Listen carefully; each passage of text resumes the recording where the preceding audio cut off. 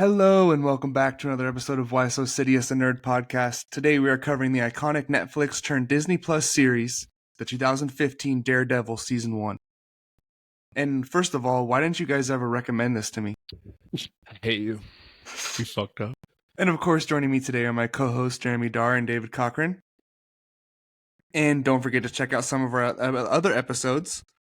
We have a Week in Geek covering the Mando movie and more Star Wars news. We have our farewell to the DCEU coming out, and of course the second annual City Awards. Stay tuned. Better than the Emmys and the fucking Oscars. And of course, don't forget to follow us on social media at Why So Sidious Pod on Instagram, X, TikTok, and of course YouTube. And this is your official spoiler warning for Daredevil Season 1. If you haven't seen it yet, what are you waiting for? Like, come on, why have you waited this long to watch it? What the fuck? I hate you. Alright, so this isn't going to be like a full episode by episode breakdown. Obviously, that would take a long time. So I just kind of took some notes down on the main characters of the show and just things I thought about during the season. So we're going to go that way. So I think we have to kick it off with, of course, Daredevil himself, Matt Murdock. He has like the classic origin story and the flashback with his dad, I love. And of course the old blind guy, his name's Stick or something, he's pretty cool. Yeah. And just the whole dynamic of being a lawyer and a crime fighter at the same time. Like it's very opposite of, what's going on. He has morals, but he also loves kicking ass, so I love how he has that two sides to him. But he can't stop. People keep telling him you gotta chill out, and he just goes back out there the same night and kicks some more ass because he wants to save the city. Yeah. That's a great part of the series right there, that aspect of it, just because he tells people Charlie Cox does a great job at portraying his emotion with that. You can tell he legitimately feels guilty. He's like, I don't know if that happens in season 1 actually, when Foggy discovers.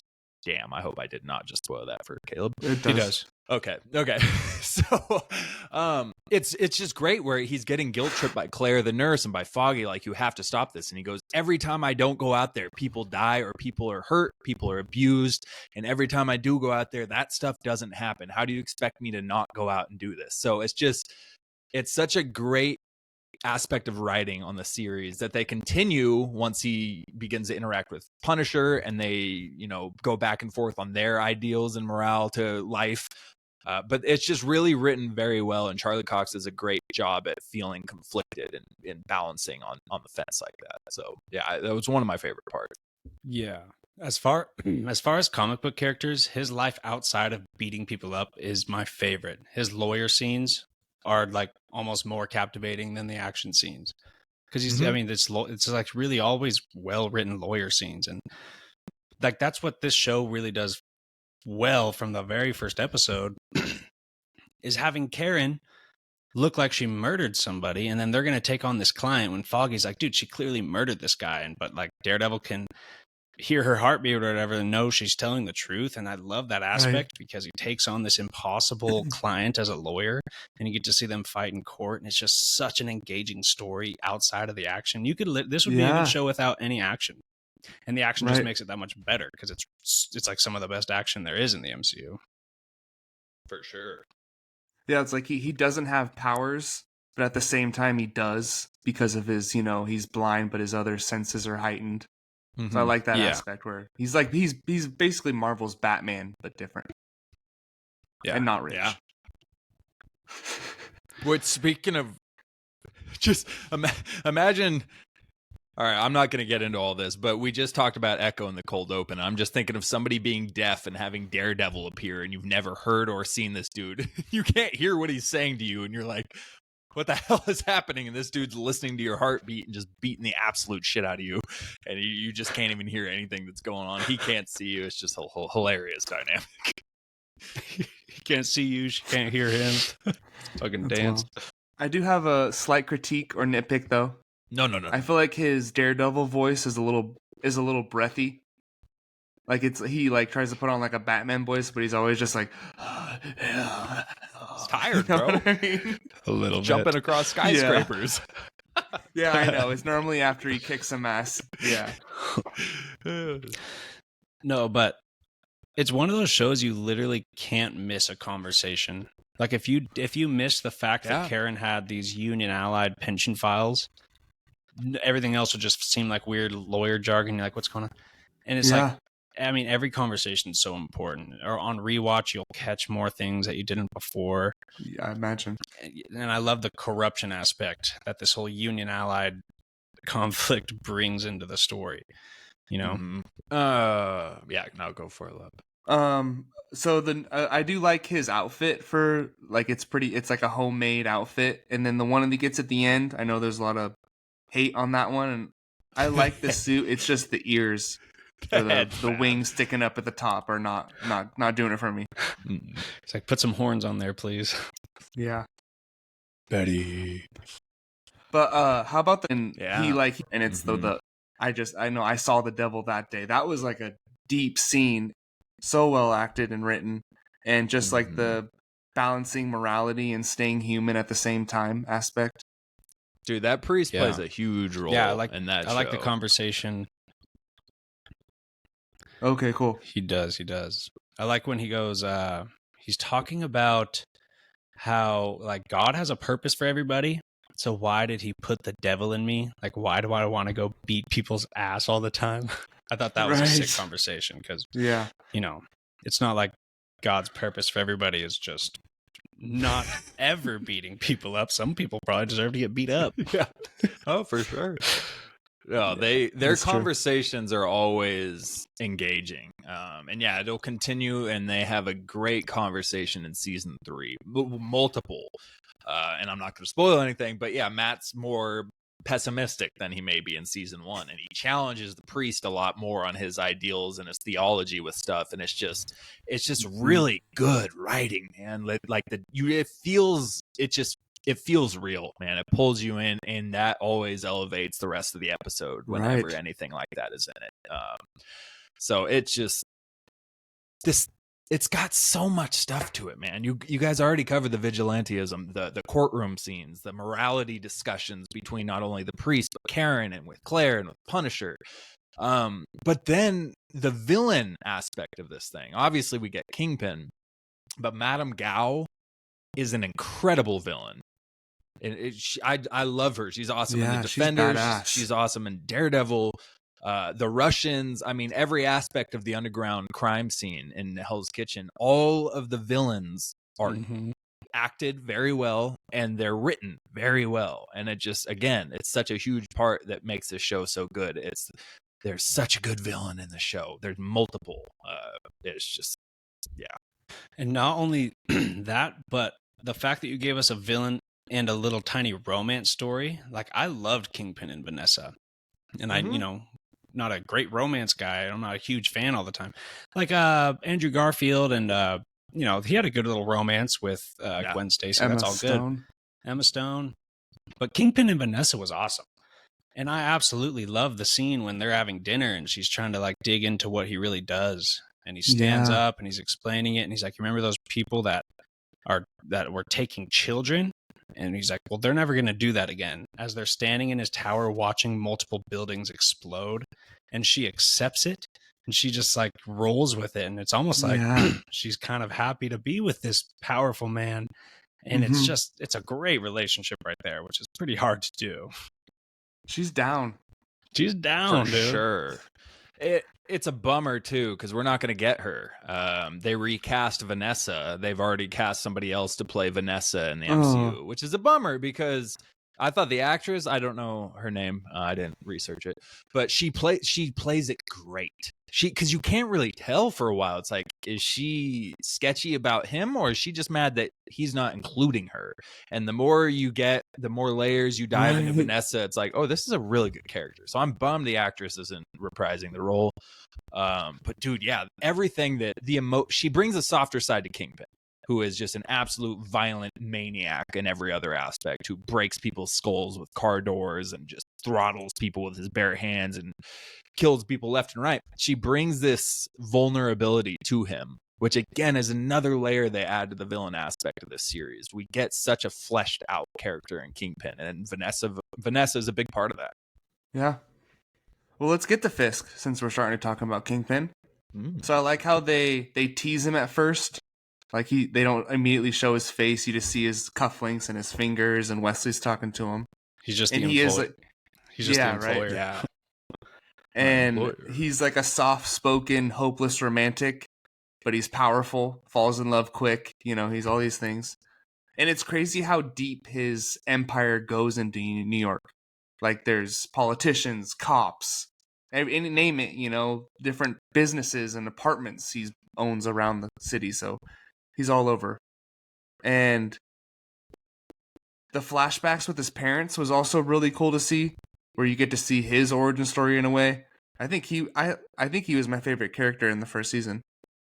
Mm-hmm. Like how his dad was like super abusive, but also tried to teach him some lessons, especially if you want to be a crime lord one day. Like he taught him some good lessons for that.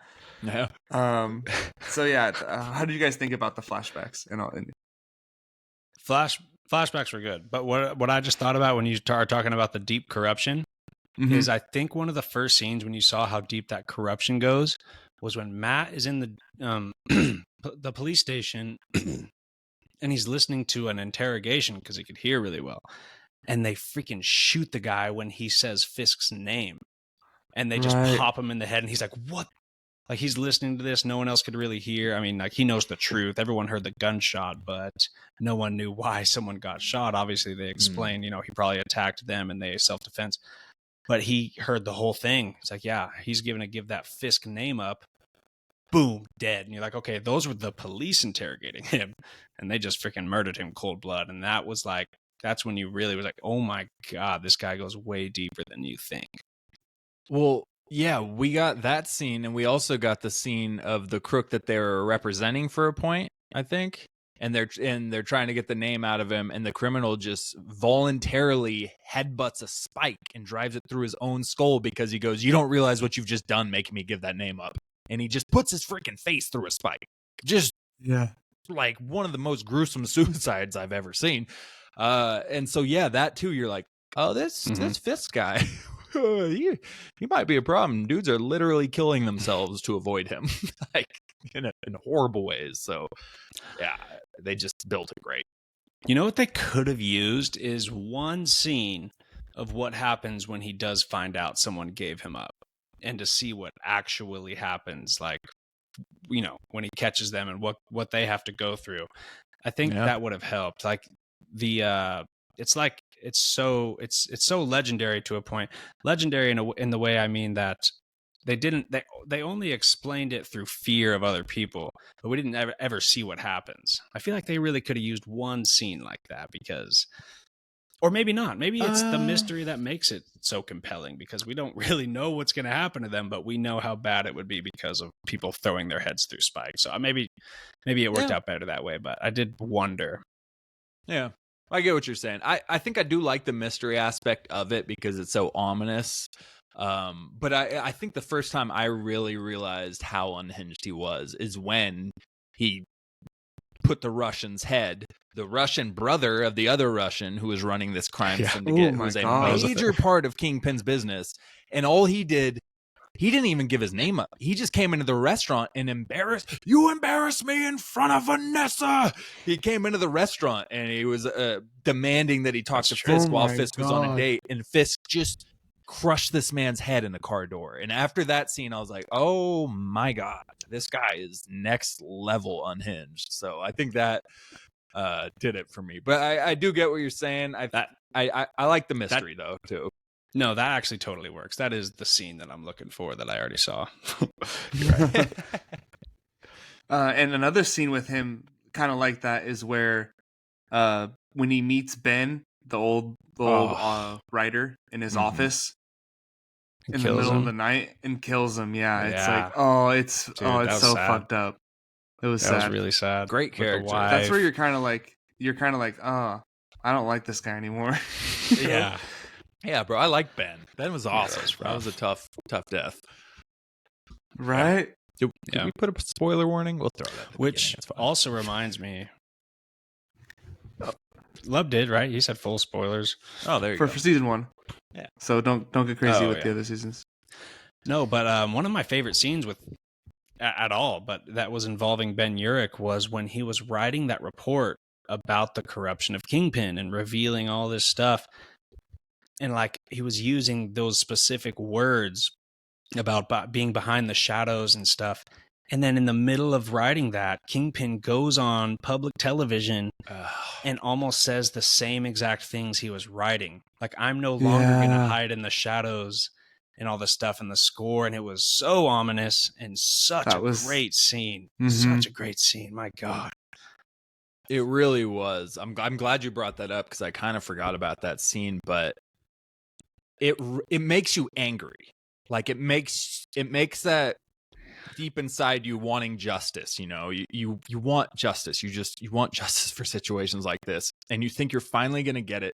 And I think it resonates more with us because obviously, without going way too far off of the subject, corruption in politics in America right now, and well, forever, but it's very prevalent and very noticeable now. We're seeing it all. And so seeing somebody who's actually going to tell the truth and expose this blatantly lying, corrupt, evil person, I think it resonates with me, and I'm sure other people too, a lot more because we just want that. We want these corrupt people being exposed. It's so satisfying. They have it coming. And then when you think you're about to get that, and he freaking checkmates you with something like that. It's watching it. I remember being like disheartened, like discouraged that he got him like that. And he read the speech off. Dude, it hurt because I was so ready for that.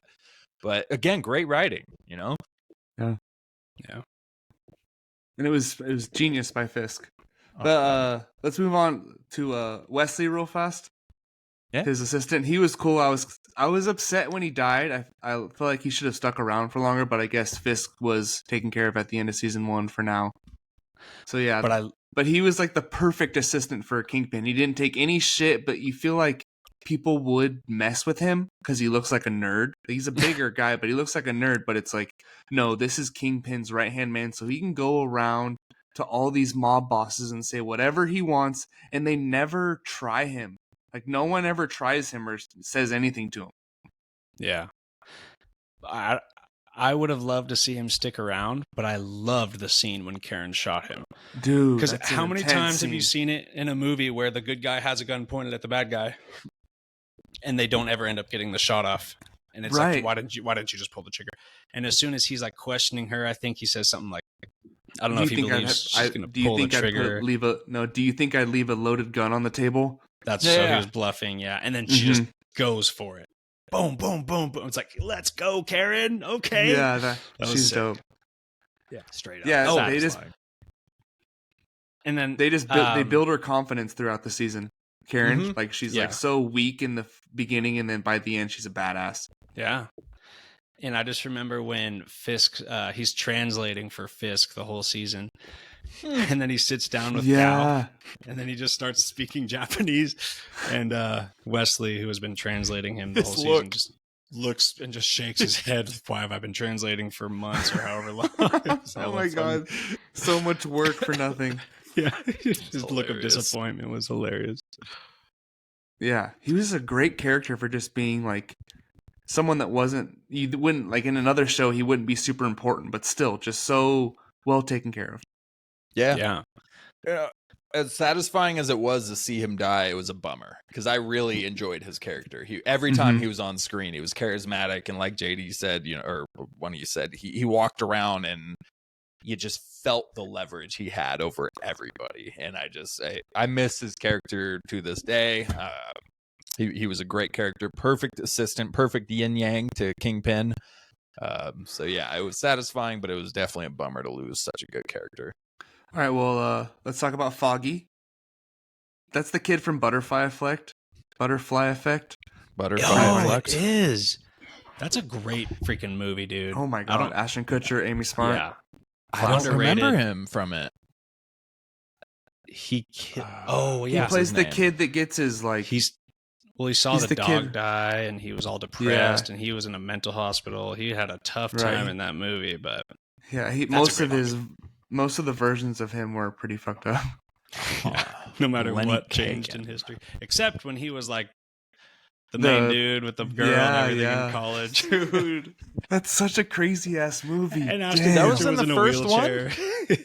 Oh my god, he was. That's the first Butterfly Effect. What? Was he? Because I know there was a Yeah, second yeah. one that I never The saw, original. but okay. I haven't What the seen it. hell? I don't remember that. But so Yeah. you guys Dave mentioned earlier as a spoiler alert that he thought might be a spoiler for me. When he finds out that Matt is Daredevil, honestly, he's kind of a bitch about it. Annoying Like, as I hell. get that, like, he's been lying to him this whole time, but he's so annoying. And like, I get it's like one of those shows where a few conversations could solve all their problems, but they never really get to that conversation. They just kind of argue and argue.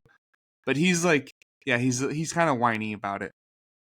Oh, he That's drove true. me nuts in my original watch. But he like, does have a his rants and everything he would go off of. Where he's, you've given enough blood for the cause, and they were just all super corny. Kind of the dialogue. I in this show, I think the guy with the worst dialogue is Foggy. I think he has the most corny lines throughout. But yeah, he drove me freaking corny nuts jokes in the first season. Corny jokes, corny righteous speeches to Matt. I'm glad. I think he is coming back for the MCU, and I'm stoked on it. I like Foggy, but the first season Foggy, I did not enjoy. Yeah. I'd say one of my gripes about it's just Karen and Foggy have probably a little too much screen time together, going out and hanging out. Him complaining about Daredevil, or Karen trying to figure out what's going on. Well, Karen trying to figure out what's going on with Matt and Foggy. That's good story there. That's fine. But I mean, so I think this could have been a 10-episode thing, because like the last the penultimate and the one before that, so 11 and 12 were pretty slow, I remember. Yeah, I'll just do it. I'm there. But I think it could have been a 10-episode season. Take out some screen time with Foggy and Karen, and it could have been 10 episodes. And honestly, and this is probably, you might not agree, but I think I don't know if the Hand needed to really be a part of this. It kind of took away from the Fisk story. I do like to see Daredevil fighting ninjas, but it was more of a detour into some more action that wasn't necessary for the Fisk story. So I think it could be a 10-episode season. I would agree with you on that partially. I'm curious what Lub thinks about that too. I don't mind the Hand because it brings us Nobu and it fleshes out the season 2 arc with Elektra a little bit. But I do agree. There were Spoilers! Well, I don't think it gives away anything. Elektra's in the second season, and so is the Hand. But you know, we get it's in the second season. The Hand's in there. But I think the second season was more of the time where I felt like, okay, well, it's a lot of time we're spending with the Hand. But in the first season itself, I didn't mind it. I really like Nobu, and that fight scene with Nobu where he lights him on fire at the end. Like, bro, Yeah, that was whole sick. fight scene was brutal. He's using that blade on a chain. Sorry, I don't know what the correct terminology for it, but it's a dope blade on a chain. We'll call it that. Blade on the chain. Yeah, sick. Cutting him open. The whole fight scene was so well choreographed. It felt like a Shang-Chi type of fight with I always forget the name of that villain that Shang-Chi fights. But it was just a really good martial arts display, and I really like Nobu as a villain as a whole. So first season, I didn't mind the Hand as much. Second season, a little bit. And I think you do need the Hand lore in any Daredevil story. So I liked it. I did. It's just my idea of being a 10-episode thing. What could you get rid of? Yeah. So he's not dead? Who? No, I said the Hand and Elektra. Is I he didn't dead? say anything about Nobu's Nobu. gone. Nope. Oh, okay. Me neither. So we're talking about fight scenes. Let's talk about the hallway scene. Everyone has to get their hallway scene. This is like 5.5 minutes, one cut. I'm surprised they put it in the second episode.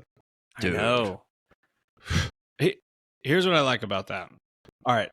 So setting the bar high for action. Episode 1, you got to see Daredevil beat the absolute shit out of some human traffickers, and I love that because like human trafficking, like fucking with animals or children, is just something that I cannot stand in humanity. I can't believe it exists.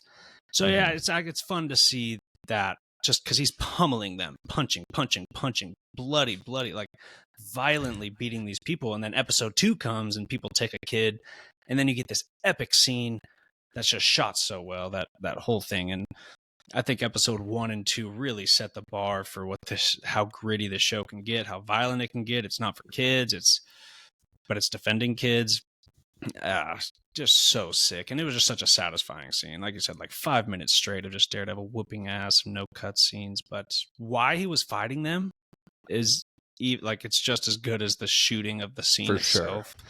I just love to see him whooping those people's ass specifically. And then you see how dark he gets. Like, I think literally the next episode when he has the dude on the roof and he's trying to interrogate them, right? And he's getting all dark and twisty, and Claire is like, holy shit, like, what are you doing? And he's like, no, I'm hurting you because I enjoy this.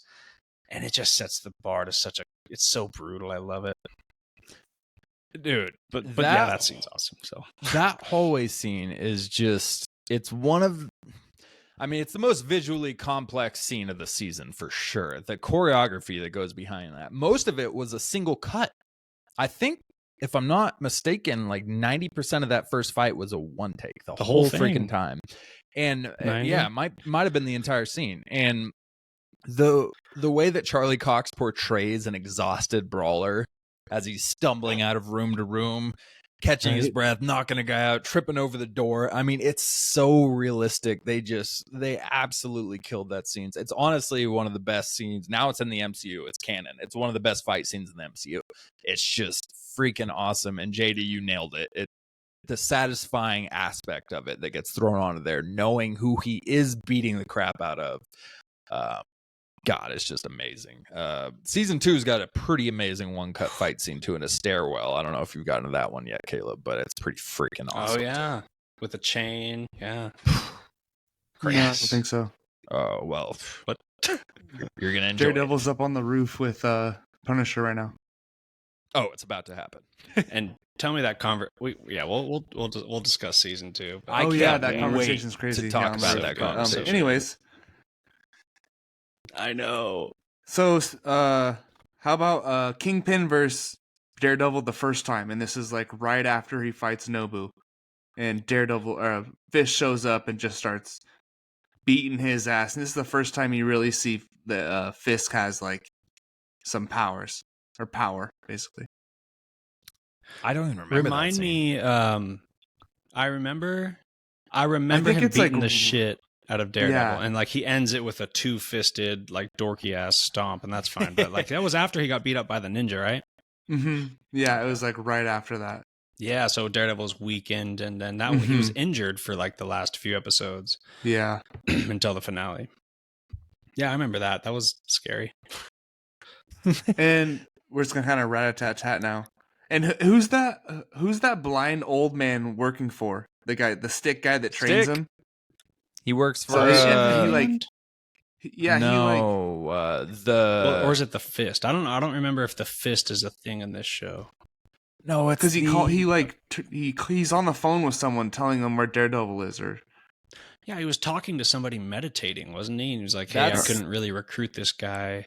yeah, He's talking to Stone. He's from the comics. I believe his name is Stone, which is hilarious. Stick and Stone.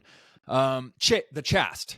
Stick's a member of the Chast, which is the opposition to the Okay. the foot, the hand. No, the foot's from Teenage Mutant Ninja Turtles. The hand. The fingers. the foot. And that fight scene with the old man and Daredevil's pretty sick too. In Stick's his dope. apartment. Uh-huh.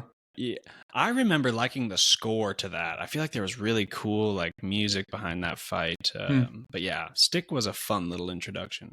But I swear in the comics, the fist is constantly fighting the hand or something like that. So I don't know about the Chast, but anyway. I have no idea. Yeah, I don't know about the comics aspect, but I love Stick, bro. He's an awesome character. He makes it. there's just so many characters in the series where every time they're on screen, I'm there. I'm fully engaged. And Stick is another one. Wesley, Kingpin. But Stick definitely jumps into the list there. Great character. Comic book character that they brought in. But he's played by Scott Glenn, who kills it. So I just want to shout him out. Hey. And Leland, like just a random character. Even Leland was super entertaining.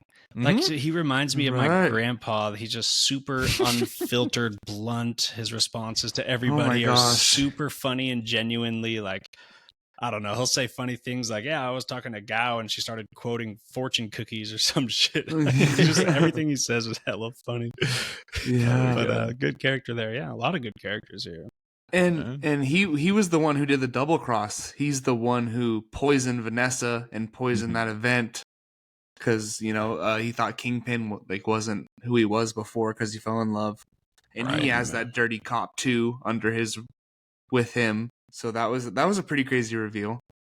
Yeah, and of course Kingpin just throws him down the elevator shaft after Did he die? kicking his ass. Totally forgot about that. Oh yeah, big time. Okay. Big time. Dead as any dead animal who has ever died. Like, don't mess with Vanessa. That's the one rule. If you mess with Vanessa, you're gonna die. So when Kingpin gets arrested, and you think, okay, it's finally over, but then of course the rescue team comes to take him out. But the crazy part was that there's even a cop inside sitting with Fisk that is on his team too, which is so like another reveal about how inside he has this. Like, there's not only people on the outside, but there's people on the inside that are with him too. Yeah. The other cop was like, "If you keep doing this, I'm going to shoot this fat fucker," or something like that. He's like, "I'm going to shoot his fat ass." And then the other cop just shoots that cop, and then Fisk escapes. And it was so ominous. He walks out of that thing, dude. The camera's looking up at him. The wind's blowing his freaking pea coat. They got the music, and it's like, that's a villain moment right there. Just casually walking down the street, giving orders. "I'm going to go back home and see Vanessa now." And you just broke out of a freaking armored car, and you're going to go to jail. But no, you're just walking away casually now. Such a good villain moment. Dude, he might. It's tough, man. He comes close to Thanos as far as villains in any comic book. He's obviously not as powerful. He's obviously not. He doesn't have the Infinity Stones. He's not snapping half the universe away. He's not traveling through space. But for what resources he has at his disposal and his pound for pound, he is one of the greatest written villains in all of Marvel film and TV. I mean, he's just an incredible villain, from his viciousness and, like you just said, that perfect villain moment of his escape, to the rabbit in the snowstorm painting that really fleshes out how deep emotionally he is. I mean, they just did such a freaking great job at writing a villain in this season that will continue, and I'm just stoked we got him in the MCU, but they better do him justice, man. They need to bring the writers in from these series because they knew how to write Kingpin. Amazing. I meant to bring it up in our Echo review, but Chapek hasn't handled him well, dude. He got beat by Kate Bishop. Then he got beat by Echo and her family, dude. I'm like, come on, dude. You can't be doing this kind of stuff with one of the best villains. Because up until that point, even in Hawkeye, I was cool with him. He's fine. Well, I mean, he still got beat by Kate Bishop, but it's one of the best villains ever. Flip. And Chapek is about to ruin that shit. But, dude, he's gone. No. He's gone now. He'll be good. He'll be good. I think Born Again is going to handle it. I think Daredevil Born Again is going to handle it. But I agree. As much as I really wanted to love Echo, I definitely noticed some holes in the whole Kingpin writing. Yeah. But not my boy. Whoever wrote and produced Daredevil, man, they did such a good job. He's such a great villain. He's like half the reason the show is so good. And before that, he gives like this super cool little biblical story about the Good Samaritan right before he gets broken out of that armored car. It's just like, and that just adds to that whole like such a great villain scene, dude. Oh my god, I forgot about that. Well, let's talk about the final fight after he breaks out. he meets Daredevil, comes back, and I like throughout the fight how they're talking shit to each other to trying to basically explain why they're doing what they're doing. like, I'm cleaning up Hell's Kitchen. No, I am. No, I am. But better than that. And it's basically, it's a turf war, and Matt had him for a minute, and then Kingpin comes back, and there's a lot of steel pipe shots to the head and face. Like, I feel like someone should probably be knocked out by those shots, but they keep eating them. But it was still a brutal and a great fight scene to end the season. Yeah, I had a bit of an issue with the final fight. I think JD kind of shared some sentiments that I had with it. I will actually say I didn't think the finale was that strong for this season. The writing actually was still great. It was still fine, or not great maybe, but it was still, not horrible writing or anything. But the way they wrapped it up, and I thought the fight scene actually, I wasn't as big of a fan of it. It felt like a production. It felt, especially that final punch. This is my city, or whatever he says, and he jumps up and he does this super dramatic cock back and like punches him on the top of the head to finish it. It just felt like a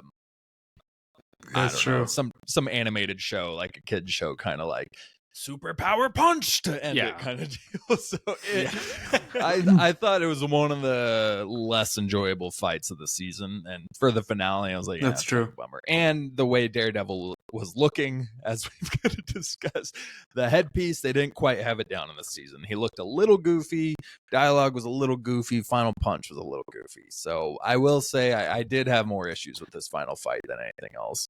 Yeah, no, I am with you. All right, so 70% of that fight I thought was awesome, but there was a good 30% where it was just like whatever attack they just did was I'm not really believing that. Like Kingpin running at him and doing some kind of tackle that pushes, like he just ends up on his belly and Daredevil flies back like 5 yards on his back, just like weird stuff like that. And it's just like Daredevil's really fast and he could sense things and see things. I just feel like he should be so quick enough to avoid, especially a running tackle like that. Kingpin doesn't have martial arts training from what we know. I'm not sure. I know in the comics they show a lot of his martial arts training, so I'm sure that could be, and they could canonize some martial arts training in his past, but they didn't show us that in this show. But he's somehow landing multiple shots on Daredevil. But it was brutal. Like I said, 70% of that fight I really did like. It's just I agree. Also the costume.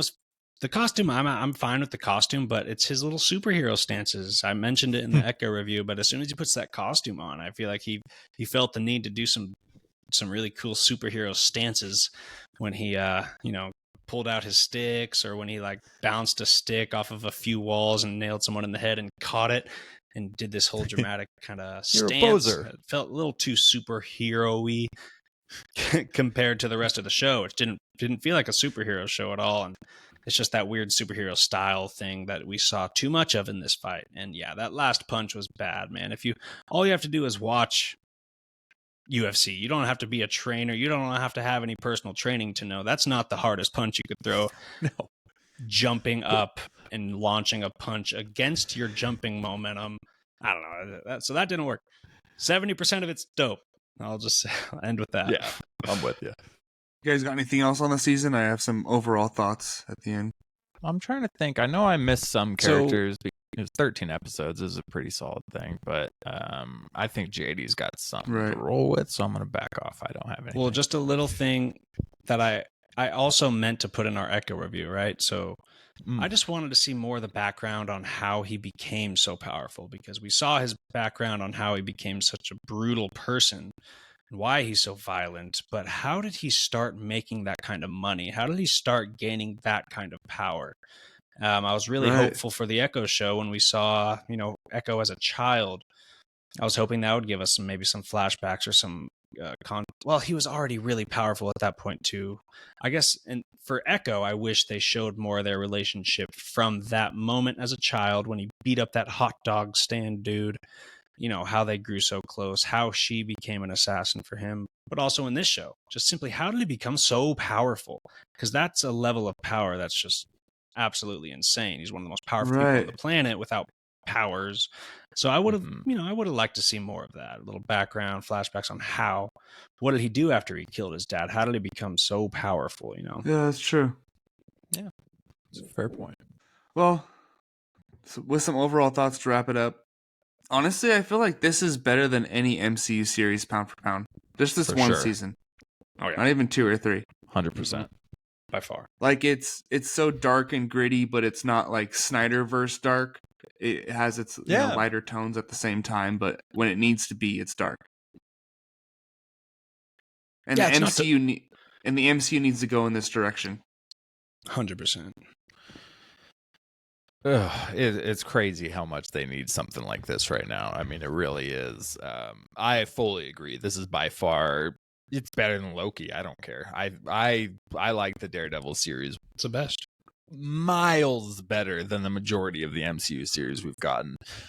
And maybe not miles better than Loki, but a good amount. It's still by far my favorite MCU or Marvel series that has came out.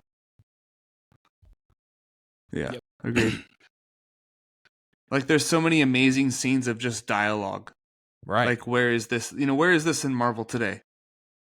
Oh, you could just tell they had And passion and they took time to do it. You could just tell they had people who were passionate about what they did. That simple. The the side characters, there's better character work for the side characters here than there have been for the main characters of the MCU for the past 5 years, with a couple exceptions, of course. But yeah, the side characters are done better than the main characters recently. It's crazy. Yeah. And I love Charlie Cox's Matt Murdock, but I feel like D'Onofrio really carries the first season. Like this, how intriguing and mysterious he is, and he thinks he's right. Like what he's doing is justified. Yeah. And he might be a top 5 villain in Marvel, I would say. Oh, I would definitely say I'd that. put him top 3, 2, maybe. Yeah. Oh, shit. Yeah. Hell yeah. And it's just an amazing cast all around. All the action scenes are on point, especially with a smaller budget. Like, think this is a 2000, Netflix show. It's not the main Marvel series. And they still killed it with all the action scenes. And it's not CGI. It's choreography and just brutality. Yeah. Is there any CGI in this? Probably with his sticks. That might be it. Yeah. Maybe some of the ninja stuff. Yeah.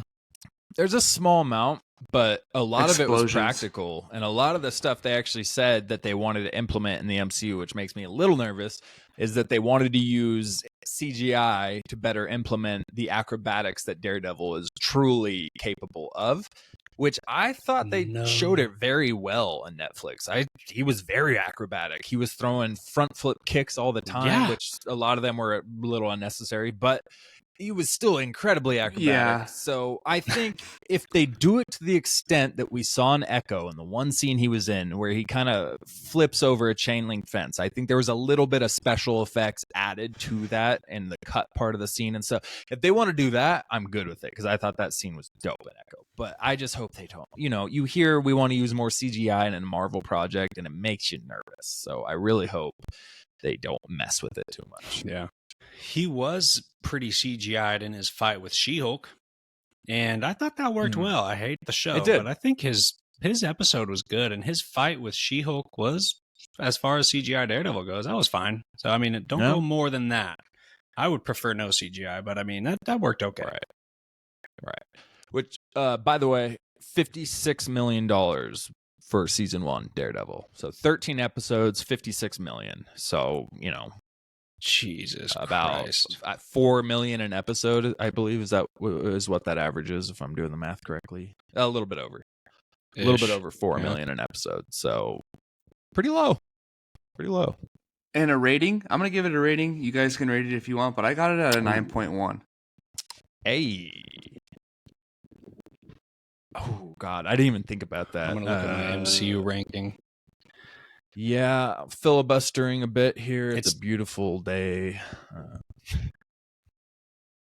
What do you think, JD? What are we looking at? I just went to my series rankings. I got Guardians of the Galaxy 3 and Captain America 3 at 9.1 and 9.2. And I think it's just as good. I'm going to go 9. Yeah, well, that's big for you. If you've listened to the show for a while, you know that Yeah, I JD's mean, it's scale one of the is best. usually lower than ours a little bit. It's not great, but that's typically the thing. Is it's harder for JD to get higher than a 9. It's got to be really freaking good. And a 9.2. That's one of the highest I've ever heard you rate something. I would say 8.8 was It's what one I of the gave best The Marvel Boys season project. 3. It is. No, it really is. I'd probably go 9.2. Yeah. Yeah, I think I'm with you on that one.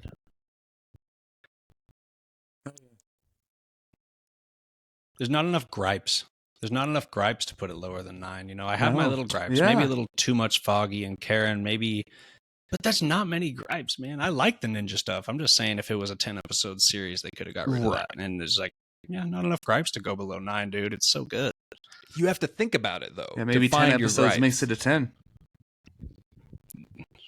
Yeah.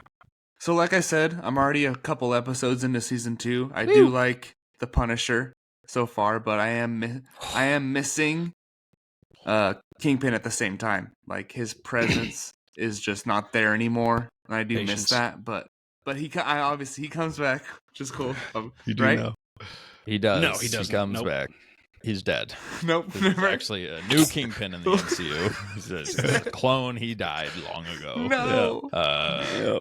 Dude, I'm rewatching. No, season and I mean 2, talking about just so, Daredevil, season 2 or 3. No, I don't yeah. want to say too much, but he's around. Yeah. No, he's not.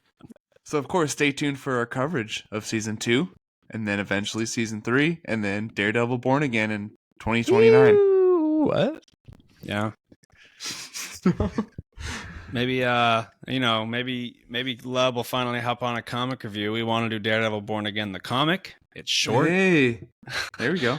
so look out for that. But we won't do that till it's closer to releasing that Daredevil Born Again series. So it'll be a while. When the hype's up. Yeah. Dude, can't freaking wait. But the Daredevil hype is always around. Yes. And of course, thank you for joining us, and stay tuned next time. And here on Why So Sidious, we are not seeking penance for what we've done, Father. We're asking for forgiveness for what we're about to do.